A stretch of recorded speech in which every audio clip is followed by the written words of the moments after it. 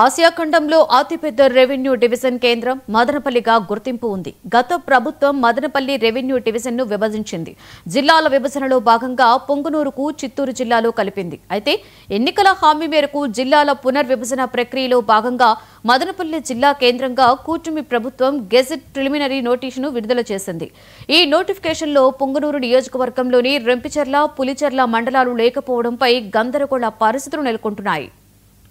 చంద్రబాబు నాయుడు గారు అలాగే పవన్ కళ్యాణ్ గారు నరేంద్ర మోడీ గారి ఆధ్వర్యంలో కూటమి ప్రభుత్వం మదనపల్లిని జిల్లాగా ప్రకటించింది. మేము 2022 సంవత్సరంలో అన్ని రాజకీయ పార్టీలు, కుల సంఘాలు అందరూ కలిసి ప్రజలు ఏకభూకముడిగా కలిసి కేవలం మదనపల్లి వాసులే కాకుండా తంబాళ్లపల్లి, పీలేరు, పుంగనూరు వాసులందరూ కలిసి దాదాపు 11 లక్షల మంది ఏకగలంతో పలు రకాలుగా మదనపల్లి జిల్లా చేయాలని, అన్ని అర్హతలు కలిగిన మదనపల్లి జిల్లా చేయాలని డిమాండ్ చేసిన తరుణంలో అప్పుడు ఎన్నికల ముందు చంద్రబాబు నాయుడు గారు మదనపల్లికి ఎన్నికల ప్రచారానికి వచ్చే సందర్భంలో కూటమి ప్రభుత్వం రాగానే, నేను ముఖ్యమంత్రి అవ్వగానే నేను ఖచ్చితంగా మదనపల్లి జిల్లాను ప్రకటిస్తానని చెప్పారు. అదే నేపథ్యంలో మదనపల్లి ఇప్పుడున్నటువంటి శాసనసభ్యులు షాజహాన్ బాషా గారు మొదటి అసెంబ్లీ సమావేశంలోనే మదనపల్లి జిల్లా చేయాలని అక్కడ చెప్పిన సందర్భంలో నిన్న గెజిట్ ప్రకారం కూడా మదనపల్లి జిల్లా చేసినందుకు ముఖ్యమంత్రి గారికి, ఉప ముఖ్యమంత్రి గారికి అందరికీ ధన్యవాదాలు తెలియజేసుకుంటూ, అలాగే ప్రస్తుతం పుంగనూరులో ఉన్నటువంటి రొంపిచెర్ల,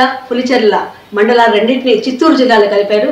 మేము భౌగోళికంగా మదనపల్లి జిల్లాలో కలిపితే బాగుంటుందని ఈ యొక్క విన్నపాన్ని ఆలకించి ఈ రెండు మండలాలు రొంపిచెర్ల, పులిచెర్ల కూడా మదనపల్లి జిల్లాకు కలపాలని విన్నవించుకుంటున్నాం. గతంలో పుంగనూరు అసెంబ్లీ నియోజకవర్గంలో ఉన్నటువంటి పులిచెర్ల, రొంపిచెర్ల మండలాలను అది పలంనేరుకు చాలా దూరంగా ఉంటుందన్న ఉద్దేశంతో చిత్తూరు రెవెన్యూ డివిజన్లో కలపడం జరిగింది.